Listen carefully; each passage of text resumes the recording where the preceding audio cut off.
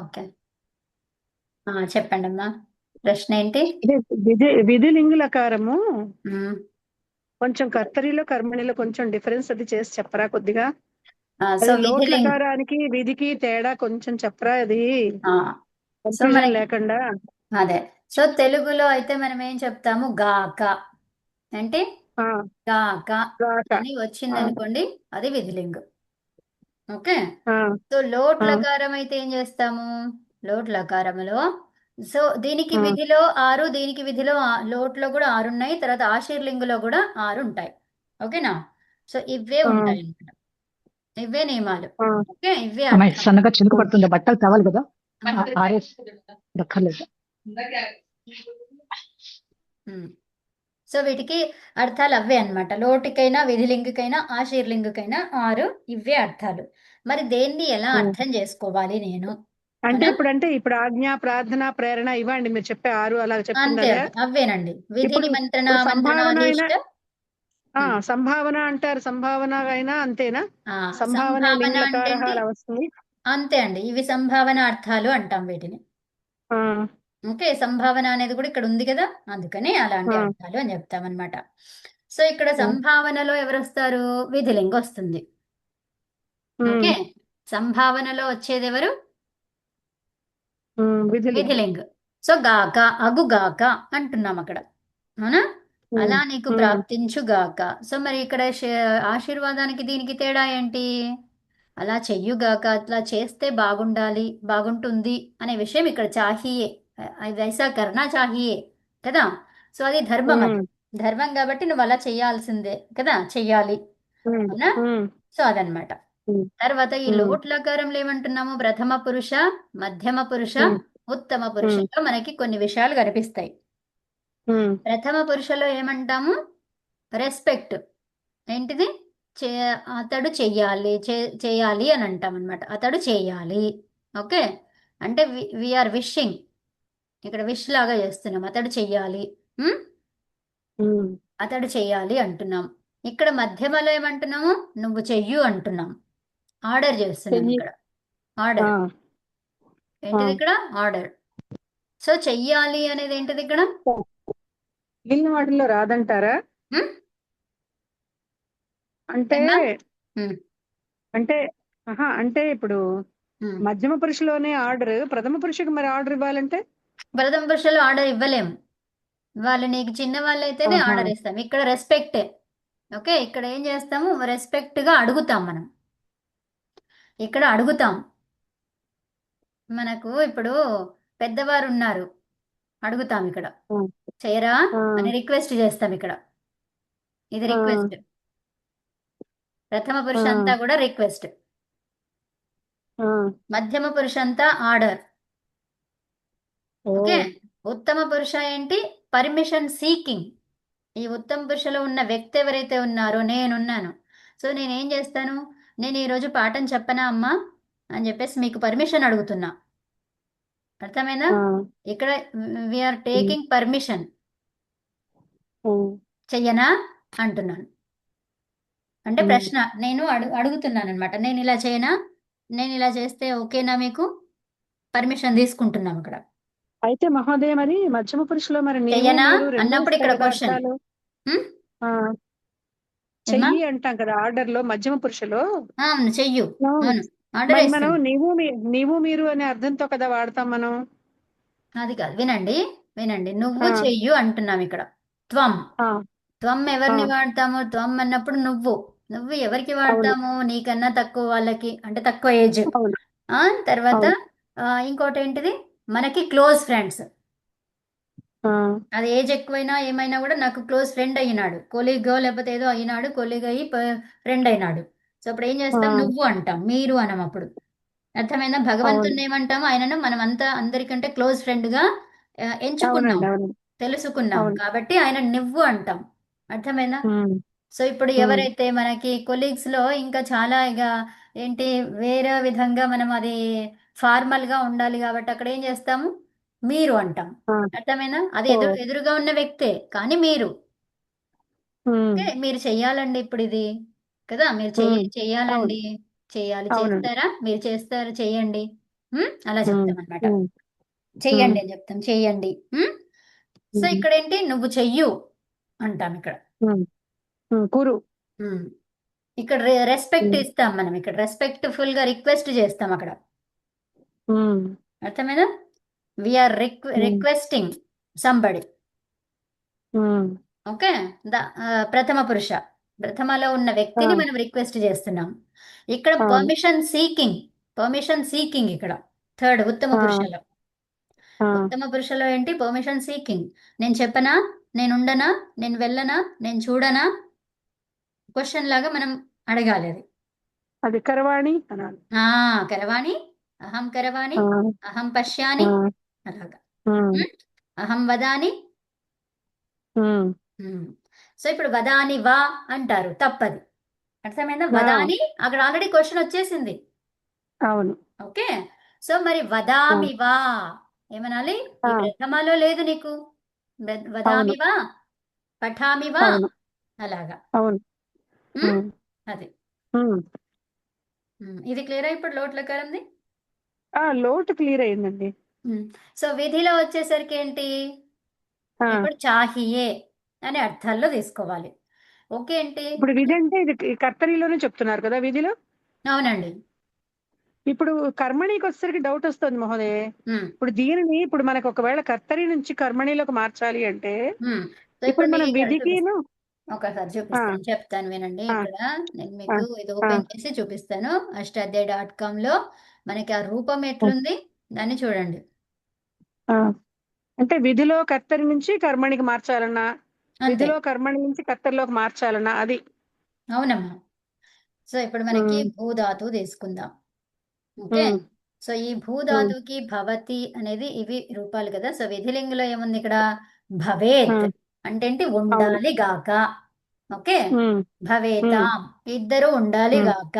భవేయుహు ఉమ్, అందరూ ఉండాలి గాక. ఉమ్, నువ్వు ఉండాలి గాక, మీరిద్దరూ ఉండాలి గాక, మీరందరూ ఉండాలి గాక. భవేయం ఉమ్, నేను ఉండాలి గాక, భవేవా మేమిద్దరం ఉండాలి గాక, మేమందరము ఉండాలి గాక. ఉమ్, ఓకే. ఇప్పుడు ఉమ్. కర్మనికి వచ్చేసరికి ఏమైంది, వారు చేత ఉండబడాలి గాక. అర్థమవుతుందా? అవును. ఉమ్. ఆ, తేడా కనిపించిందా మీకు? సో ఆ, భూయేత అంటే ఏంటి, అతడు, అతడి చేత, అతడి చేత ఉండబడాలి గాక. ఉమ్, అంటే అతను ఉండాలి అని అర్థం అన్నమాట, అతడు ఉండాలి గాక అని. సో అతడి చేత ఉమ్, ఉండబడాలి గాక. భూయేయాతాం వారిద్దరి చేత ఉమ్, ఉండబడాలి గాక. భూయేరన్ ఉమ్, వారందరి ఉమ్, చేత ఉండబడాలి గాక. అర్థమేనా? ఉమ్. సో భూ అనే ఆ, ధాతువు ఏంటిది, అకర్మక ధాతువు. కాబట్టి ఏమైంది, అవును. తేన భూయేత, తర్వాత తాభ్యాం ఉమ్, భూయేతాం, తర్వాత ఉమ్, ఇక్కడ ఏమొస్తుంది, తేభ్య, ఉమ్. తేన తేన తాభ్యాం తైః, తేభ్యః. తైః. తైః సభ్యం తైః. తైః భూయేరన్. ఉమ్, అర్థమైనా? సో అతడి చేత ఉమ్, ఉండబడాలి, వారిద్దరి చేత ఉండబడాలి, వారందరి చేత ఉండబడాలి గాక. ఈ గాకలు పెట్టుకోవాలి. సో తర్వాత ఉమ్, భూయేథాహ నా చేత బడాలి గాక, నా చేత ఉండబడాలి గాక. అంటే ఏంటి, నేను ఉమ్, ఉండాలి గాక అని అర్థం. ఉమ్. అర్థమేనా? ఆ, భూయేథాహ నా చేత ఉండబడాలి గాక. మరి నా చేత అంటే నీ త్వంకి, చేత ఉండబడాలి గాక. నువ్వు, నీ చేత, కరెక్ట్, నీ చేత. ఉమ్? నీ చేత. సో నీ చేత అని ఏం చెప్తాం త్వంకి, త్వంకి మహోదయ. ఏమొస్తుందమ్మా? త్వంకి రూపం ఏంటి మహోదయ. తృతీయలో? త్వయ త్వయా. అండి. త్వయ. త్వయా. త్వయ. పుంలింగం అయితే తేన. తయా కాదు, త్వయా. తేన. త్వయ. త్వయా. ఓకే. ఆ, త్వయా త్వయ. యుష్మభ్యం. భూయేథాహ, ఉమ్, ఉమ్, తర్వాత యువాభ్యాం భూయేయాథాం, తర్వాత అవును. యుష్మాభిః భూయేధ్వం. ఉమ్, అంటే నీ చేత ఉండబడాలి, మీ ఇద్దరి చేత ఉండబడాలి, మీ అందరి చేత ఉండబడాలి గాక. ఇవన్నిటికి గాక పెట్టుకోండి. ఉండబడాలి ఆ, గాక. సో అక్కడ మరి గాక పెట్టకపోయినా రూపంని చూస్తే మనకు అర్థమైంది ఏమని, అది గాకతో నువ్వు చెప్తున్నావు అని. విధిలింగులో ఏంటి అన్నిటికీ ఏ ఏ ఏ అని కనిపిస్తుంది. అర్థమైందా? ఉమ్, ఉమ్, అన్నిటిలో కూడా ఏముంటుంది? ఏ ఉంటుంది. ఉమ్, ఎందుకు? యాసట్టు ద్వారా ఇయ్యు ఆదేశం. యాకేం ఆదేశం? ఇయ్యు ఆదేశం. సో అదంతాంగం ఉంటే దీనికి ఏంటి? అదంతాంగం ఉంటే ఏమైంది ఇక్కడ? ఈ రెండిటికి గుణమైంది, ఏ అయిపోయింది. ఈ యకారానికి లోపం జరుగుతుంది. ఎక్కడ లోపం జరుగుతుంది? హలాది పిత్తున్నప్పుడు, హల్లున్నప్పుడు, లోపో వ్యోర్వల్, అవునా? వల్లు ప్రత్యాహారం ఉన్నప్పుడు ఇక్కడ. సో వల్ ప్రత్యాహార లెటర్ ఏదో ఒకటి ఉంటే లోపం జరుగుతుంది యకారానికి. సో ఇక్కడ ఆతాంలో ఏముంది? వల్లు లేదు అక్కడ. ఆతాం కదా మన ప్రత్యయం. త ఆతాం ఝ, అవునా? ఆతాంలో వల్లు ఎక్కడుంది? లేదు. ఇది వలాదినా? కాదు కదా. కాదు కదా. అందుకనే యకారానికి లోపం జరగదు. అప్పుడు ఏముంది? ఏయ్. ఏయ్ ఆతాం కలపండి. ఏ యాతాం. మన దగ్గర ఏముంది? భూయ్. భూయేత, ఉమ్, భూయే యాతాం. నిజమేనా? ఉమ్. అది క్లియర్. ఆ, సో ఇంకా ఏమైనా డౌట్ ఉందా? ఇంతేనా? అర్థమైందా మీకు? అర్థమైంది మహోదయ. నేను ఒకసారి అంటే అటు ఇటు మార్చాలి అంటే గనక నేను ఒకసారి మళ్ళీ చూసి హ్మ్, డౌట్ ఉంటే మళ్ళీ అడుగుతాను. ఖచ్చితంగా అడగండి. సో ఇప్పుడు మనకి దీంట్లో కర్తరిలో ఏం చేస్తున్నాము? రూపం అయితే ఏనైతే ఉంటది రెండిట్లో. కర్తరి అయినా సరే, భావం అయినా సరే, ఏదైనా సరే, కర్మణి అయినా సరే. ఓకే. ఉమ్, సో విధిలింగుని ఐడెంటిఫై చేయడం చాలా సింపుల్. ఏ కారం వచ్చింది అంటే అయిపోయింది దాంట్లో, అది విధిలింగు ఉన్నది ఉమ్, రూపం అని కదా. సో ఆ అవును. విధిలింగు రూపము మరి భావకర్మని అంటున్నాం.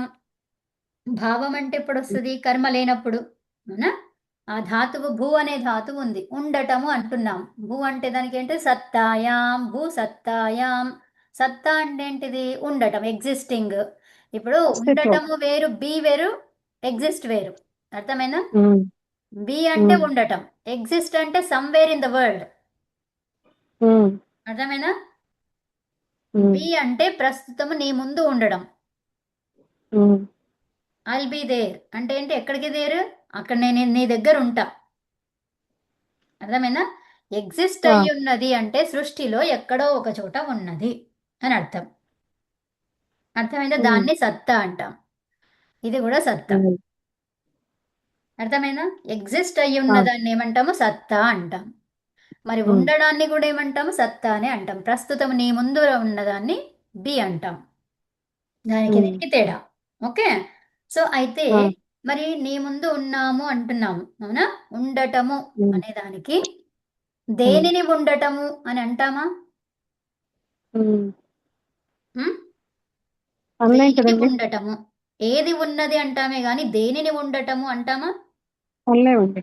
అనలేము. కాబట్టి ఇదేమైంది? అకర్మక ధాతువు అయింది. ఉమ్, ఎప్పుడైతే అకర్మకమైందో భావ ప్రయోగమే ఉంటది. ఏ ప్రయోగం ఉంటది? అవును. భావ ప్రయోగం. భావే. ఆ, సో మనం కర్మనిలో ఇలా వీటిల్లో చూడాలి అనుకుంటే, ప్యాసివ్ వాయిస్లో చూడాలి అనుకుంటే భావములోనే ఉంటుంది, అవునా? యాక్టివ్ వాయిస్కి ఉమ్, ప్యాసివ్ వాయిస్కి తేడా ఏంటి? యాక్టివ్ అంటే నువ్వు డైరెక్ట్గా సెంటెన్స్ చెప్తున్నావు. నేను ఉన్నాను అని చెప్పడం డైరెక్ట్, అది యాక్టివ్, అవునా? సో ఉమ్, నేను ఉమ్, ఉన్నాను అనేది యాక్టివ్. దీనిని నా చేత ఉండబడుచున్నది, నా చేత ఉండబడుచున్నది, ఉమ్. ఉండబడుచున్నది. బడుచున్నది ఎందుకు వచ్చింది? లకారం ఏంటి మనం చూసేది? ఉం? ఏదండి? లింగులకారం. ఆహా, లింగు. లింగు లింగులకారం. చూడట్లేదు ఇక్కడ. లింగండి. ఆ, ఆ, ఇప్పుడు ఉండబడాలి గాక.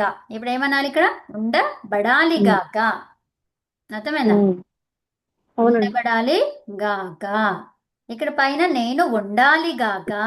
ఏమనాలి? నేను ఉండాలి ఉండాలి. గాక. ఏదైనా మనము తీసుకున్నా కూడా భావప్రయోగమే తీసుకో, కర్మని తీసుకో, కర్తరి తీసుకో, అప్పుడు ఏమొస్తాయి? ఈ రెండు వాక్యాలు వస్తాయి. ఏ రెండు? ఏదైతే తీసుకుంటావో, కర్మని తీసుకుంటే కర్మనితో పాటు కర్తరి వస్తుంది. కర్తరి అన్నిటిలోనూ ఉంటుంది. కర్త లేకుండా ఏ కార్యము జరగదు. క్రియ జరగాలి ఉమ్, అంటే కర్త కావాలి. కానీ కర్మ ఉమ్. అవసరమా అంటే ఉండొచ్చు, ఉండకపోవచ్చు. అది ధాతువు పైన అవునండి. డిపెండ్ అయి ఉంటది, అవునా? అవునండి. ఆ, సో అలా అన్నమాట. కాబట్టి నేను ఉండాలి గాక, నా చేత ఉండబడాలి గాక. ఈ రెండు ఏ అర్థాన్ని ఇస్తున్నాయి? ఒకే అర్థాన్ని ఇస్తున్నాయి. నేను ఉండాలి అనే అర్థాన్ని ఇస్తున్నాయి. అవునా? నేను ఉండాలి కాక సంభావన, దీన్ని ఏమంటాము? సంభావన అంటాం. గాక అంటున్నాం. అవునా? ఇక్కడ సంభావన వచ్చేది ఎక్కడ వస్తుంది? విధిలింగులో వస్తుంది. అంటే అది ఉండొచ్చు, ఉండకపోవచ్చు. కానీ మనమైతే వీఆర్ ఏం చేస్తున్నాం మనము? వీఆర్ ఇమాజినింగ్ చేస్తున్నామా, ఇమాజిన్ చేస్తున్నామా, లేకపోతే ఉండాలిగా కానీ మన ఉద్దేశంని చెప్తున్నాం అక్కడ. ఉండాలి, అది ధర్మం. ఓకే, ధర్మం అన్నమాట. అది ధర్మ భావన. కానీ ఆ ధర్మాన్ని నువ్వు పాటిస్తావా లేదా అనేది నీ పైన డిపెండ్ అయి ఉంటుంది. అర్థమైందా? సో ధర్మం ఉంది, కానీ ధర్మాన్ని ప్రతి ఒక్కరు పాటిస్తున్నారా? లేదు. సత్యం ఉంది, కానీ సత్యం అందరూ చెప్తున్నారా? లేదు. సో అట్లా అన్నమాట. సంభావన అని ఎందుకు అంటున్నాము? అక్కడ ఖచ్చితంగా చేస్తారు అని లేదు. అవునా? అవునండి. అది రూల్, కానీ రూల్ ని అందరూ పాటిస్తున్నారా? అది క్వశ్చన్ మార్క్. కాబట్టి ఆ క్వశ్చన్ మార్కులు ఎవరు వస్తారు? విధిలింగు వస్తుంది.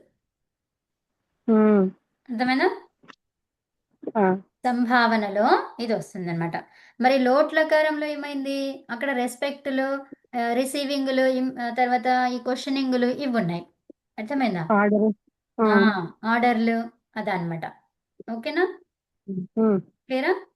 సో మరి భావ ప్రయోగంలో ఇలా ఉంటుంది, కర్మణిలో ఇలా ఉంటుంది, తర్వాత కర్తరిలో ప్రతి వాక్యము ఉంటుంది. ఓకే, అస్తు మహోదయ.